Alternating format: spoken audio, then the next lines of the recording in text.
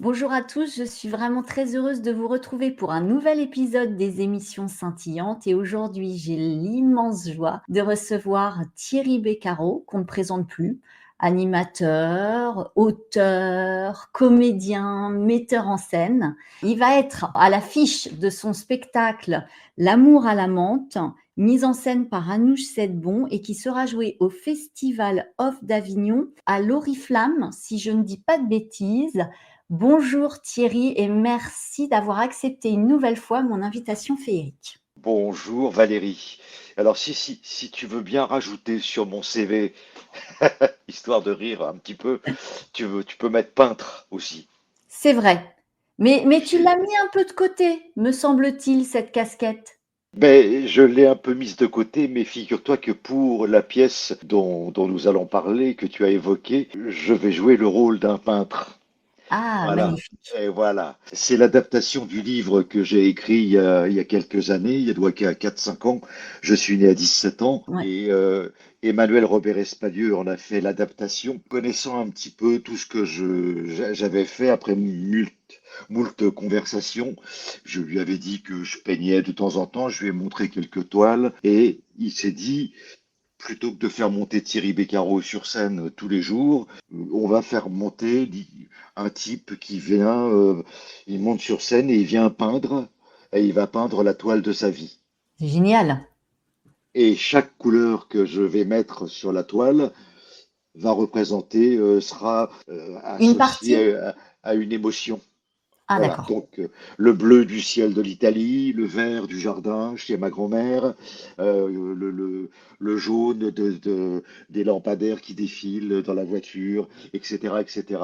Et ça va être un spectacle, je pense, assez touchant et assez âpre, assez prenant pour moi et surtout pour le spectateur. Et j'ai envie de te dire, c'est surtout pour le spectateur que je fais ce spectacle, parce que, évidemment, ça concerne le thème que j'ai abordé dans mon livre, la maltraitance, Des enfants. la souffrance de celles et ceux qui sont passés par ce chemin, la résilience. Je pense que les gens qui vont venir voir le spectacle euh, seront touchés quelque part, comme je décris le corps.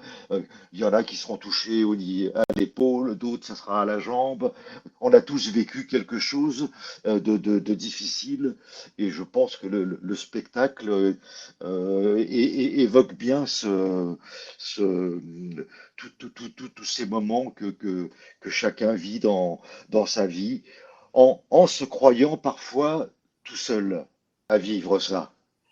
Et c'est vrai qu'avec ton ouvrage, les gens ont pu mettre des mots sur leurs mots et ont pu partager, évoquer aussi leurs propres blessures. Il me semble, c'est ce que tu m'avais dit quand tu allais en dédicace. Du coup, les gens te remerciaient d'avoir d'avoir raconté ton récit si poignant sur cette enfance battue. Et c'est formidable ce que tu dis parce que le point de départ de cette aventure, c'est aussi une peur terrible. C'est une peur. Moi, jamais de la vie, je ne décide, moi, d'écrire un livre sur mon enfance. C'est parce on me conseille de le faire, on me dit, écoute, raconte ton histoire, tu vas voir que tu vas aider un maximum de gens. Euh, le premier mot qui me vient et qui reviendra souvent, évidemment, et même dans le livre et dans le spectacle, c'est la peur. Je me dis, mon Dieu, qui suis-je pour raconter mon histoire? Je, J'avais l'air je me suis dit, je vais me plaindre, je vais raconter des trucs. Je, je croyais que j'allais être seul ou qu'il y a une ou deux personnes qui ont dû vivre. Et ça a été incroyable. Et comme je l'ai dit souvent, c'était un tsunami d'amour. J'ai reçu 17 ans d'amour que j'avais peut-être pas reçu jusque-là. C'est-à-dire que je me suis aperçu que, en mettant des mots, comme tu viens de le dire, sur mes mots, eh ben, j'avais parlé à des tas de gens qui avaient vécu. exactement, ou presque, ou qui connaissaient quelqu'un qui avait vécu ça et mais qui gardait ça pour eux. Euh, Parce qu'on se croit toujours tout seul à vivre le drame qu'on est en train de vivre. Et il suffit de le partager une fois avec quelqu'un qui va vous dire, mais moi aussi je ressens ça. Et tout à coup, bah, votre vision des choses, elle change. Vous vous dites, mais oui, j'ai bien fait d'écrire ce livre, quoi. Et je comprends les gens qui viennent me voir et qui me disent après merci. Mais c'est moi aussi qui les remercie d'avoir été là et de m'apporter c'est un trésor, quoi. Toute cette gentillesse, cette bienveillance, tout ce mélange entre le théâtre, la télévision, ce que je suis, et toutes ces conversations que je peux avoir avec eux. Parce que tous n'ont pas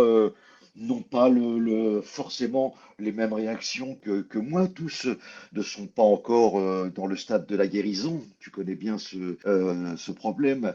Tous sont encore, En chemin. voilà, en chemin. Voilà, c'est exactement ça. Certains me disent, bravo Thierry, mais moi non, hein, moi je pardonne pas. Moi, j'y Mmh. arrive pas. Je suis désolé, mais moi, ma mère, ma belle-mère, moi, mon fils.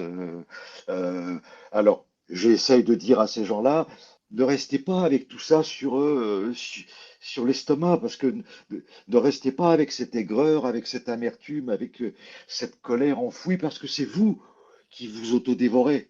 Mmh. Parce que la personne qui vous a fait du mal, ou les personnes qui vous font du mal en général, elles vont bien.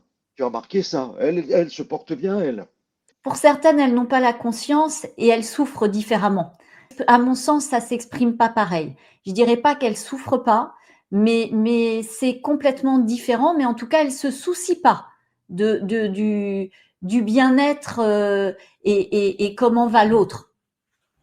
Oui, ça c'est une bonne. C'est là que je suis content de partager cet entretien avec toi parce que tu as toujours tu nous remets sur sur le bon chemin quand tout à coup on a tendance à s'égarer ou à pas forcément prendre le bon chemin ou la bonne explication. Là, j'étais un peu sévère. Tu vois, Oui, c'était ça. parce que n'oublions pas qu'en général, les personnes qui malmènent, qui maltraitent, ce sont souvent des personnes qui ont vécu elles-mêmes des choses extrêmement difficiles. Et si on remonte de génération en génération, on parlait pas de tout ça, on n'avait pas tous les outils qu'on a aujourd'hui. Ça n'excuse pas pour autant, mais ça explique.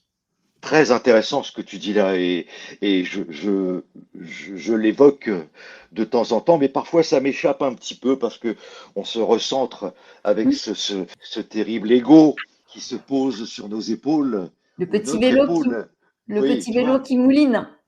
Voilà, et qui tout à coup qui mouline et puis qui réactive un petit peu cette fameuse aigreur ou cette colère qu'on pense avoir totalement évacuée et qui tout à coup refait son apparition.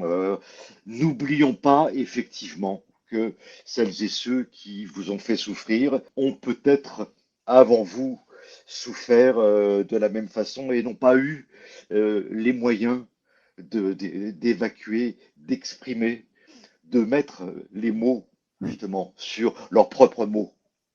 Exactement.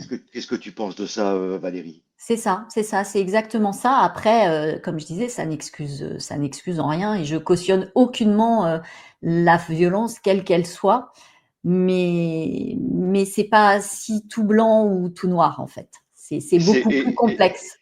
et c'est tout ce que c'est tout ce que j'ai découvert, ce blanc et ce noir, puisqu'on parle de peinture, je l'ai découvert en faisant un travail et c'est ce que je conseille aux gens, à ceux qui le peuvent. Certains m'ont dit, mais nous, tout le monde n'a pas les moyens d'aller sur le divan ou de faire une psychothérapie, ou, ou un travail comme le vôtre et tout, mais il y a des associations, il y a beaucoup de choses. Il y a des médecins Cyril, aussi, il y a des médecins, on voilà, peut se confier à son oui, médecin. Boris Cyrulnik le dit très très bien, il y a différentes façons d'exprimer son mal-être à travers avec un proche à qui vous lisez un texte, à qui vous montrez un film, avec qui vous allez voir une pièce qui traite du sujet et à travers ce média, eh bien, vous faites comprendre à l'autre que voilà, ça, vous l'avez vécu, et puis ça vous permet d'avoir une conversation avec la personne. Et moi, sur le divan, puisque j'ai eu le courage, le mot est important, Mm. parce que c'est pas le tout d'aller faire une analyse, mais il faut avoir le courage d'aller s'allonger sur le divan et de rebalayer toute sa vie, toute son histoire, de la cave au grenier, quoi. Et de Euh, replonger, parce que de travailler sur soi, c'est extrêmement violent, mais c'est tellement libérateur après. Mais au moment où on va dans ces profondeurs, c'est vraiment pas agréable. parfois ça l'est, comme l'analyse, tu sais, j'ai toujours pensé que au fil du temps, j'avais l'impression de mener une enquête. Mhm. Et si tu te dis que tu mènes une enquête pour essayer de comprendre, on va faire comme dans un film, quoi. Qui est le coupable, qui est le complice, qui est celui qui a vu mais qui n'a rien dit. Ça devient passionnant. Alors il y a des jours où c'est terrible parce que tu revis des scènes où tu n'arrives pas à savoir qui est le coupable, qui est complice, qui a vu et qui n'a rien dit. Mais le jour où tu repars de la séance et que on t'a donné une clé, tu as réussi à trouver un indice. Et tu te dis, mais oui, mais voilà, c'est pour ça que papa était comme ça. Et oui, et oui, et maman. Ah ouais, c'est pas aussi simple que ça. Tout n'est pas aussi blanc et tout n'est pas aussi noir. Le plus méchant des deux n'est pas forcément celui qu'on croit. Ça, c'était formidable quand je faisais ce travail-là. Et je le conseille aux gens qui nous écoutent, c'est-à-dire, bien sûr, d'être en colère au premier plan comme ça vous défoule. Mm. Mais quand tout à coup, vous décidez, tel Colombo, de refaire le chemin et de mener l'enquête pour essayer de voir, tiens, si papa était comme ça, c'est parce que, ah ben oui, ses origines italiennes, ah mais oui, c'est ceci, c'est cela, des complexes, c'est un maman. Ah bah ouais, mais c'était pas facile aussi pour elle tous les jours. Et puis l'envie de réussir dans son travail, ta. Et là, on reconstitue un puzzle. Mhm. Et en même temps qu'on reconstitue un puzzle, on se reconstitue soi. Et comme j'aime à le dire aux gens quand je discute avec eux dans les salons du livre, après les pièces, je parle avec les gens, ça c'est important. Et je leur dois bien ça. Et je le fais avec vraiment beaucoup de plaisir et de sincérité. Je leur dis, vous voyez, des gens qui ont vécu ce que j'ai vécu et qui s'en sont à peu près sortis, parce que j'ai dit, ouais, vous voyez, je suis devant vous, là, ça. Bon, disons que je suis un puzzle. Alors, les gens, ça les fait marrer. Bon, il doit manquer deux ou trois pièces. Hein. Enfin, voilà, en gros, vous voyez que c'est la guerre d'Austerlitz, quoi. Il doit manquer deux, trois trucs dans les nuages. Mais enfin, vous avez le. C'est pas mal comme image. Mm, mm, mm. Complètement. Mais toi, tu as fait ce travail du pardon. Ouais, ouais, ouais. Ben, il fallait. Il fallait, et si tu viens voir la pièce et ceux qui viendront voir le seul en scène, puisque je serai tout seul en scène, il y a une phrase très importante parce que si je suis devant toi aujourd'hui, c'est ce terrible paradoxe. C'est grâce à mon père. Mhm. C'est mon père qui va me faire rentrer à la maison de la radio Oui. et qui va me permettre de découvrir cet univers que j'aimais, mais que je ne connaissais pas, et ça va être un coup de foudre. Mhm. Et puis de fil en aiguille, je vais mener la carrière et faire le chemin et suivre le chemin qui a été le mien jusqu'à aujourd'hui, au moment où je te parle. Et mon père était très fier de ça. Mais il faut imaginer, et tu le verras si tu viens voir le spectacle, dans le spectacle, c'est mon père qui m'offre le chevalet, la toile, les pinceaux, etc. Et qui est fier de la carrière de peintre que je mène. Incroyable. Et à un moment donné, oui, Emmanuel Robert Espalieu parle de sa fierté comme une tache sur la toile, sa putain de fierté à lui.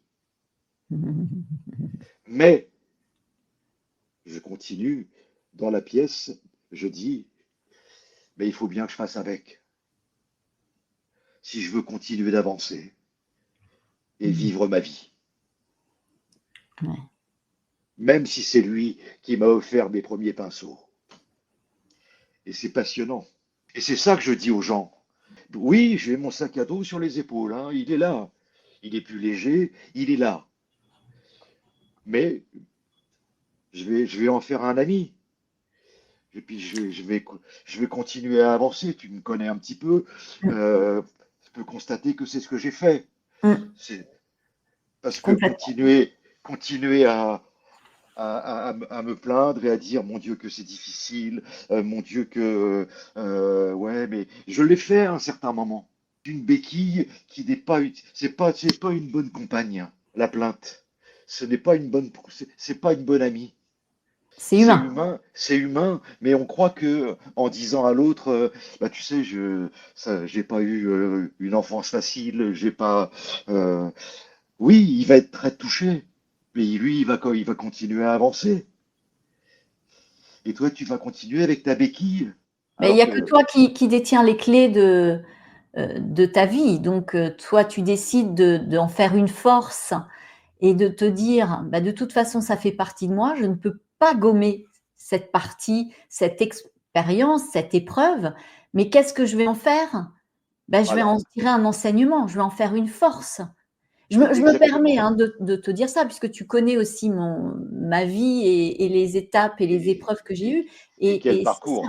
Et c'est qu'est-ce qu'on fait de tout ce que nous vivons de terrible, en fait?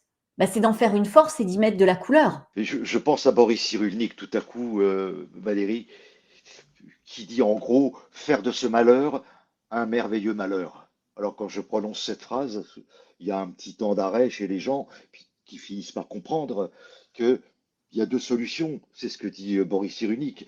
Euh, je te lance une bouée, tu l'attrapes ou tu l'attrapes pas. Mmh. Et parfois, il y a des gens, et toi et moi, on va pas les juger, Non.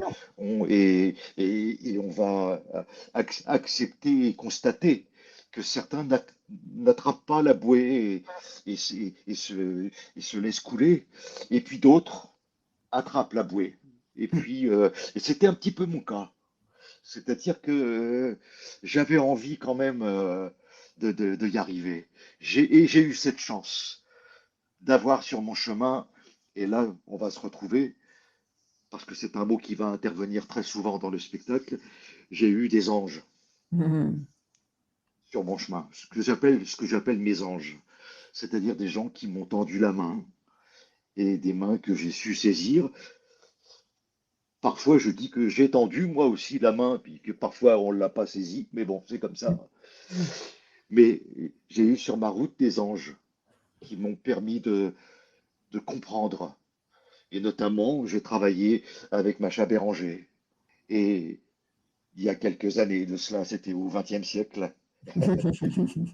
Et je travaillais la nuit et je sélectionnais les appels et elle faisait une belle émission pour les sans-sommeil et les gens qui sont seuls la nuit. Et c'est moi qui prenais les appels, qui sélectionnais. Et j'ai entendu, moi, ce que c'était que la La détresse. solitude, la Oui. détresse, des gens seuls la nuit, des gens désespérés, des gens qu'on avait laissés dans l'oubli. Et ils passaient pas tous à l'antenne, donc c'est avec moi qu'ils parlaient. Et quand je quittais l'émission, je me disais, mais Thierry, ouais, c'est compliqué pour toi, mais il y a des gens qui vivent des choses 10 000 fois plus difficiles. Et petit à petit, je me suis dit, mais si de tout ça, tu faisais quelque chose de... Si tu transformais cette douleur, eh ben, tu vas la transformer en bonheur. Tu vas donner du sourire aux gens. Mmh. Tu vas leur donner du plaisir. D'où la grande surprise, et tu vois, on va boucler la boucle, d'où la grande surprise de celles et ceux qui ont travaillé avec moi pendant 35 ans, à la radio, à France Télévisions, partout, quand ils ont découvert le livre. Oui.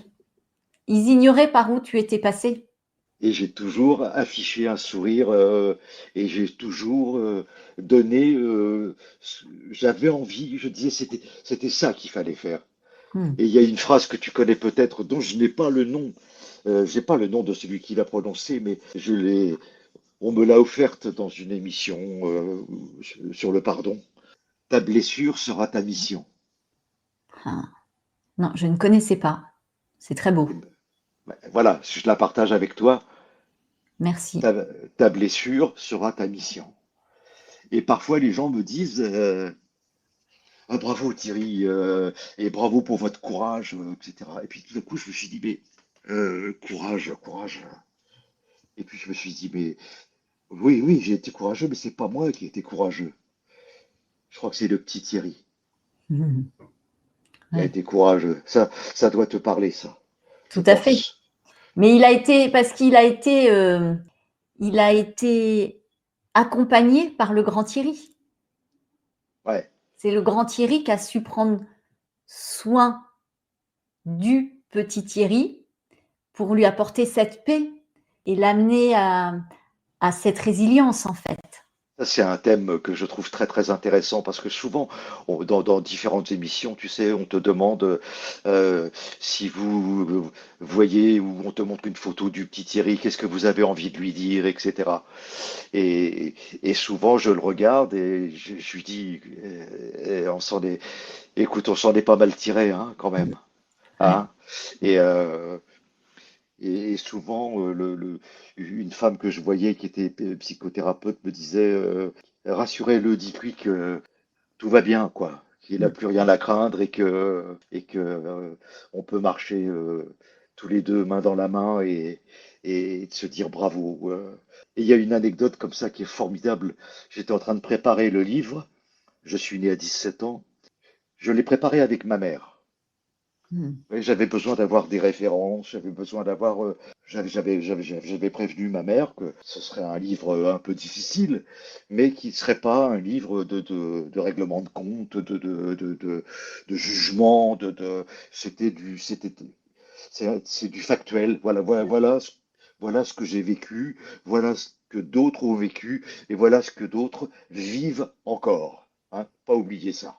La maltraitance faite aux enfants, les violences faites aux femmes, tout ça, ça existe encore aujourd'hui, en 2025. Moi, ce que je raconte, ça se passe dans les années 70 et ça existe encore aujourd'hui. C'est pour ça que le spectacle que je vais faire, il est d'une terrible actualité et j'espère qu'il va éveiller les consciences et que ça va faire travailler ceux qui nous dirigent, etc. Et en préparant le livre, j'ai besoin d'avoir des photos. Ma mère me donne des photos comme ça que je ramène à la maison et je regarde les photos et je suis avec ma femme, Emmanuelle, et je lui dis, mais t'as vu ça? Et sur toutes les photos, je souris. Attends, mais c'est quand même incroyable. J'ai le sourire sur toutes les photos. Donc, considérant que j'ai pas une enfance très très rigolote. Mmh, mmh, mmh, mmh. Et elle a cette phrase merveilleuse. Et oui, c'est parce que tu étais plus fort que ça. Ah, c'est beau. Mais jamais j'oublierai, hein. Parce que tu étais plus fort que ça. Alors quand tu vois ma petite bouille, ouais, mais c'est vrai, tu sais quand tu fais tu dis mais comment, et je le fais sans aucune, et je le dis à toutes celles et à tous ceux qui, comment on peut taper un petit bonhomme, quoi, comme Mmh. c'est pas possible, quoi, c'est la faiblesse du fort, tu vois, c'est vraiment un très grand contre un tout petit, tu étais plus fort que ça. Je vais finir par le croire, Mmh. mais c'était pas facile tous les jours, et c'est ça qui est intéressant. Et c'est ça que Emmanuel Robert Espalieu a bien compris quand il a travaillé sur ce texte avec moi et qu'il a trouvé ce titre merveilleux, L'amour à la menthe. Alors, il y a une explication, hein, qui est Ouais, ouais, liée à ce que tu expliquais dans le livre. ouais, ouais. C'est-à-dire que mon père, qui était aussi, ça a étonné pas mal de gens, de journalistes. Il était aussi un mec formidable. Mmh. C'était un type, quand il n'était pas tombé dans l'alcool, il aimait Sinatra, Dean Martin, Brassens. C'était qui avait un charme fou. Il ressemblait un peu à Zorro. Mmh. Dans le spectacle, je le dis, c'est Mmh. Don Diego de la Vega, quoi. Mais, mais bon, avec toute son histoire, régulièrement, il- Dr. Jekyll devenait Mr. Hyde. Et, et au moindre prétexte, ça me tombait dessus, quoi. Voilà. Des coups, etc. Enfin, voilà. Et pas, c'était pas de la tarte. Et ma sœur était témoin de ça. Donc, dans le spectacle, je parle à ma petite sœur. Quand mon père rentrait, pour masquer le fait qu'il avait bu d'une façon très naïve, il prenait un tic-tac. Quand il m'embrassait, ça sentait la menthe. Et quand Emmanuel me dit, je crois que j'ai trouvé le titre, L'amour à la menthe. J'en ai eu des frissons parce que la synthèse, c'était la synthèse de ce que j'ai vécu avec mon père, quoi. Ouais. Ou, ou de ce que je n'ai pas vécu. Je ne sais pas trop. Tu choisiras la phrase que tu veux. Mais c'était ça, quoi. C'est que quand ça sentait la menthe, c'était un affolement terrible chez moi, quoi. Je me disais, mon Dieu. Hmm. Et il y avait toute cette naïveté de penser que l'odeur de menthe allait apporter quelque chose d'assez joyeux, comme la pie qui chante, comme une pastille Valda, comme toi, une belle haleine fraîche, etc. Et non, je voyais bien dans ses yeux que c'était pas le même. Hmm. Tu vois, non, non, c'est un résumé qui m'amène jusqu'à toi aujourd'hui. Je me dis que c'est incroyable, quoi. Jamais de la vie, je peux imaginer ce que m'a dit une amie un jour, parce que tu sais, des parcours comme le mien font que on passe pas d'un chemin de ronce à un chemin de pétales de rose, hein. On a des up and down, on a des forcément, hein, on est passé par des addictions, on est passé par beaucoup de choses. Et cette amie me dit un jour, elle me dit, mais Thierry, est-ce que tu te rends compte de tout ce que tu as fait? Et je lui ai dit non. Hmm. Mais ce qui serait bien, c'est que de temps en temps, comme de la façon dont tu m'as présenté, tu vois, Hmm. j'aurais pu dire, ah oui, ah bah oui, il y a ça. Ah, mais il y a ça aussi. Ah oui, il y a ça. Il y a ça. Il y a ça. Il y a ça. Et là, mais je le ferai pas parce que je trouverais ça immodeste. Hmm. Mais ça m'a touché qu'elle me dise ça. Oui. Et de me dire que j'ai réussi à faire tout ça et peut-être que qu'il y a encore d'autres choses qui m'attendent, qui pouvaient me dire, tu vas devenir ambassadeur de l'UNICEF. Alors que je les aimais, je les accompagnais, je faisais des dons réguliers et tout, mais je suis pas toujours un très bon communicant. Donc, Hmm. et puis un jour, au travers d'une émission, j'ai fait passer le message et hop, et c'est un vrai cadeau qu'on me fait et qui me permet d'en offrir à d'autres. Dans ce que j'ai vécu, il y a eu cette phrase incroyable de la fameuse psychologue qui m'a dit un jour, ça va te faire sourire. Tout le monde n'a pas toujours bien compris cette phrase. Et si vous disiez merci Hmm. à votre papa et à votre maman, Oui. ah, c'est à toi d'enchaîner là. Ouais, ouais, non, non, bah, la gratitude, effectivement, tu serais pas devenu celui que tu es aujourd'hui si tu étais pas passé, malheureusement, par toutes ces étapes et ces épreuves. Donc C'est de remercier, les remercier d'avoir, tu imagines d'avoir la tête que j'ai fait quand elle m'a dit ah ça? mais évidemment, quand tu es en plein dans ta souffrance, ça paraît, complètement, bah, ça paraît, irrecevable. Et Alors ça, pourtant, quand on chemine et qu'on passe justement par l'acceptation, par le pardon, par la transformation qui nous amène à cet amour en fait, eh bien, oui, c'est de la gratitude. tu peux pas savoir quand elle m'a dit ça.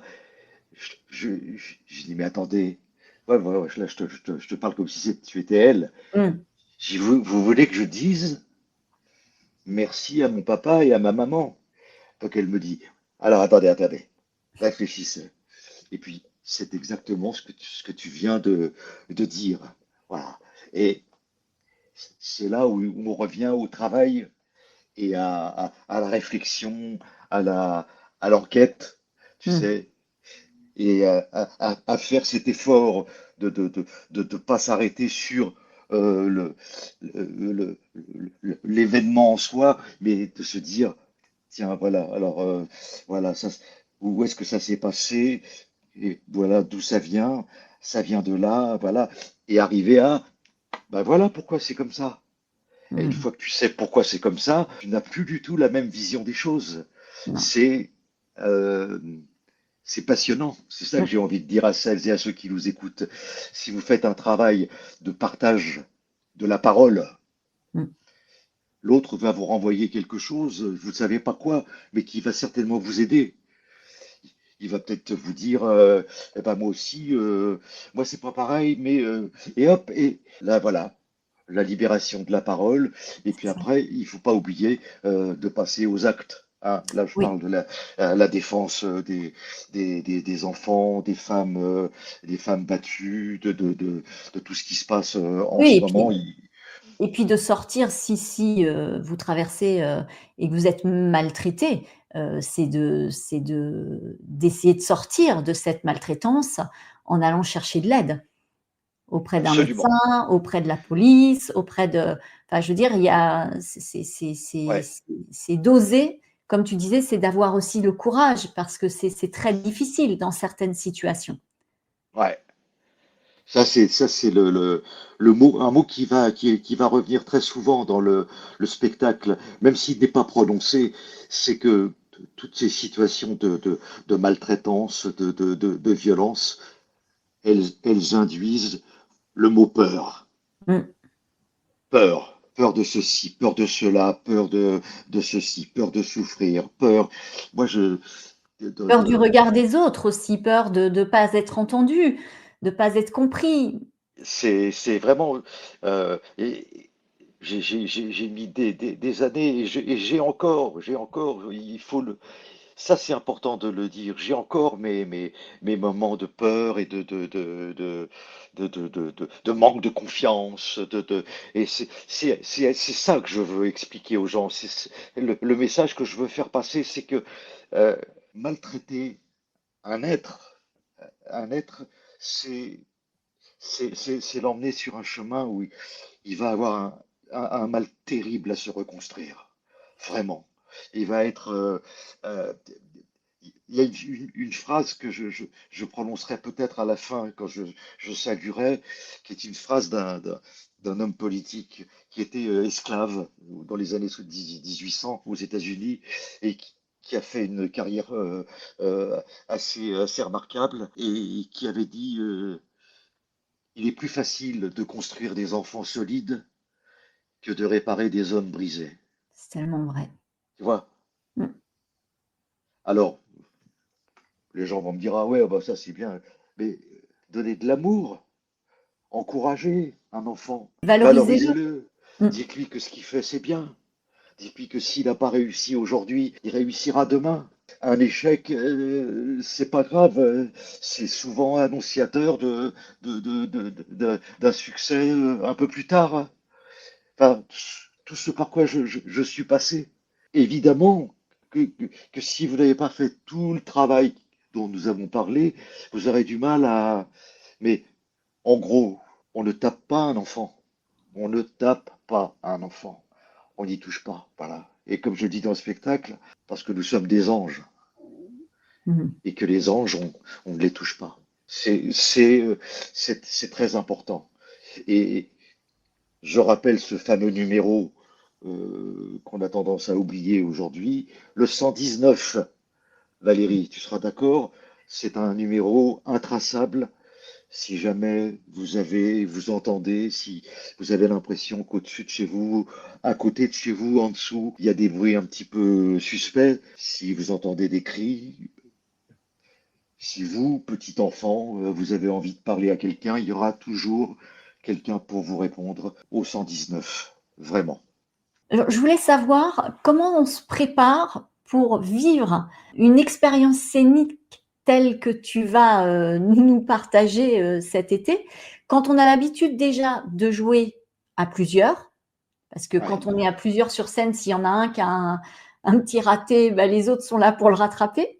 Là, tu seras seul face au public et en plus, comme c'est une histoire extrêmement, puissante, intense, de par ce que tu as vécu, ça doit demander, je suppose, une préparation particulière.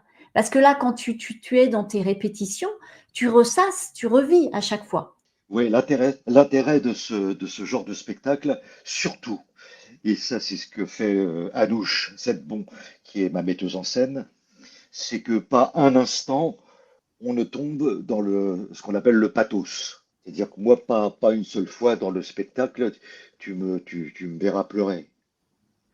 Ce personnage, il est fort, il est blessé, comme je l'ai été, comme je le suis, mais s'il faut que je monte sur scène, Valérie, tous les jours, en jouant réellement ce que j'ai vécu quand j'étais enfant, je vais pas tenir 3 jours. C'est ça mon questionnement. Donc, le travail, il est de prendre du recul et de ne pas oublier que c'est l'histoire d'un peintre, c'est l'histoire d'un type qui va peindre la toile de sa vie et qui va parler à sa petite sœur. Donc on est dans une composition. Je peux t'assurer que si tu viens voir le spectacle, à un moment donné, je crois que tu verras plus Thierry Beccaro. L'intérêt, c'est qu'à un moment donné, tu sois dans mon histoire, tu Mmh. sois dans l'histoire de ce personnage. Et ce que je veux, c'est que tout se passe dans la salle. C'est le spectateur qui, lui, va être ému. C'est ce que me dit Anouche. Le spectateur, lui, peut-être à certains moments, il va sortir le Kleenex. Lui, il va. Mais moi, jamais. Et pourtant, ce que je vais dire ou ce que je vais jouer sera éminemment touchant, fort, euh, peut-être insupportable, peut-être drôle. C'est aussi des moments drôles, Mmh.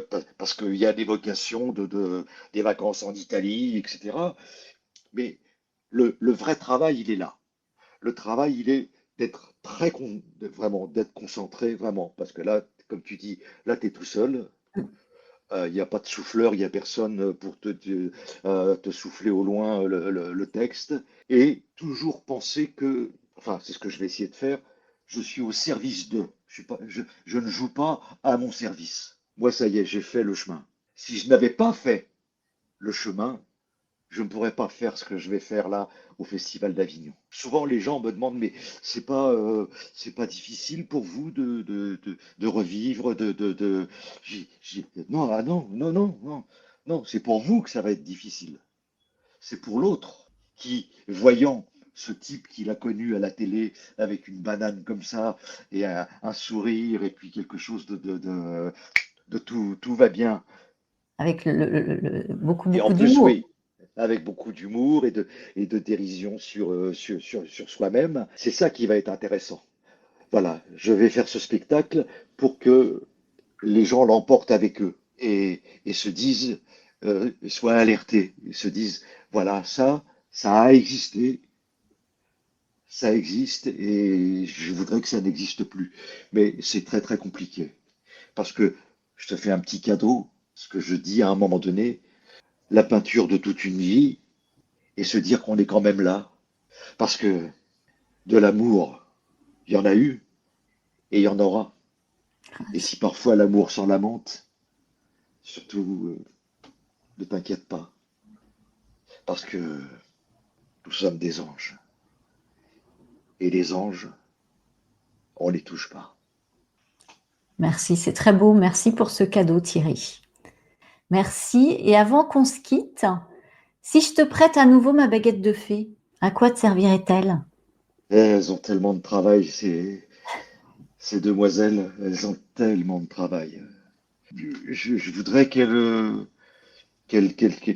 effacent certaines maladies qui sont injustes. Je voudrais qu'elles épargnent tous les enfants, qu'ils soient à Gaza, qu'ils soient en Ukraine, en Russie, qu'elles se penchent un peu sur ce qui se passe en Iran, et puis qu'elles fassent une espèce de lavage de cerveau à tous ces grands dirigeants qui nous gouvernent et dont on se demande parfois par où ils sont passés pour arriver jusque-là, quoi. Voilà. un grand coup de baguette magique. Ouais, ouais, Voilà, ouais. pour que ce monde soit un peu plus apaisé. Il est bien, il est, tu sais, j'arrive pas à trouver le mot, mais je fais le geste, tu vois. Oui, oui, oui. Il est, ch plus que chahuté, il est violenté, il est Ouais, en pleine destruction, en fait. il se rabougrit, il se ratatine, et il faudrait vraiment que, je ne sais pas, mais si tu as une deuxième baguette, dis-lui à la fée que elle peut s'en servir. Elle n'aura pas assez d'une baguette. Non, elles œuvrent beaucoup, mais c'est Ouais, vrai que, bah, on est dans un monde chaotique, hein, qui est en pleine destruction, heu, ouais. Qu'est-ce qui se pour passe là-haut, au niveau de, toi qui me parles souvent des relations, avec les planètes, les etc. énergies, bah, c'est Oui, les ça.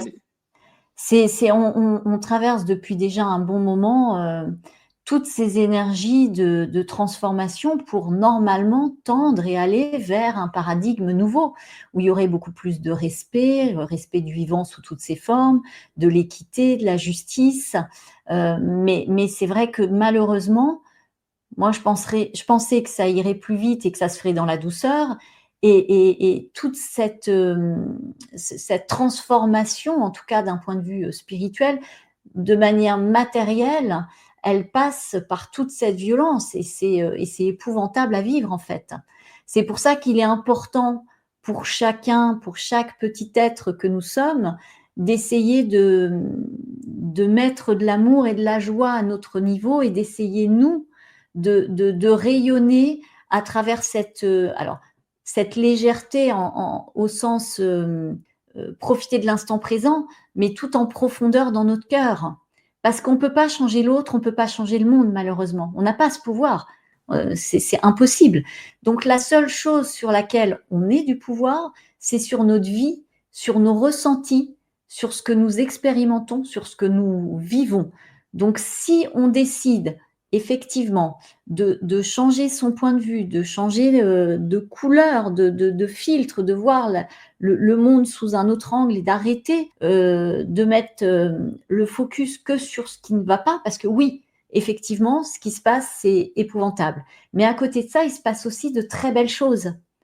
Et c'est de se nourrir aussi de ces belles choses, parce que si nous, on, on s'autorise à aller bien, on va déployer, on va diffuser des vibrations qui vont vibrer en fait à des fréquences plus hautes, elles vont rayonner et peut-être humblement, ça va en inspirer d'autres à se dire c'est possible.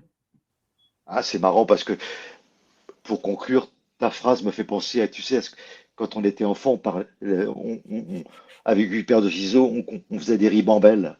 Oui, C'était tout à des fait. petits bonhommes qui se tenaient la main comme ça. Oui, Et ça me fait penser à ça, voilà. Voilà. Ou elle a cette fameuse phrase, si tous les gars du monde, vous laissent donner la main, etc. Dans l'idée, c'est ça. C'est mm, qu'il faut que on arrive chacun, euh, avec notre sourire, notre bonne humeur. Peut-être que ça va en toucher un autre et que ça va se propager comme tu sais, comme la boule de neige, tu sais. c'est ça. Et que, voilà. Apprendre à s'aimer soi, déjà à se respecter soi, ça passe par là, pour pouvoir aimer et respecter l'autre. Ben, écoute, c'était génial, Valérie. Ben, merci infiniment Thierry, hein, vraiment c'est toujours un plaisir d'échanger avec toi. Je rappelle donc que ta pièce L'amour à la menthe, mise en scène par Anouche Sedbon, sera jouée donc tout le mois de juillet, c'est ça? Ouais, ouais, Quasiment? ouais, ouais. Euh, Du 5 au 25, ouais. à l'Oriflamme au Festival d'Avignon. Et ouais, et ça va être un moment, formidable. Pour moi, c'est une sacrée expérience. Je termine avec, c'est un petit cadeau que je me fais parce que j'aurai fait le livre, le film aura été réalisé et je compléterai le triptyque C'est avec ça. ce seul en scène. Mm, Voilà. mm. En pensant à ma mère, en pensant à mon père, à ma sœur et en me disant que j'espère que je vais faire du bien à toutes celles et ceux qui viendront me voir. Je n'en doute pas. Vraiment un grand merci Thierry. Merci à toutes celles et ceux qui nous écoutent. Et puis d'ici un prochain épisode des émissions scintillantes, prenez soin de vous, rayonnez l'amour comme disent mes amis les jolies fées. À très bientôt. Au revoir.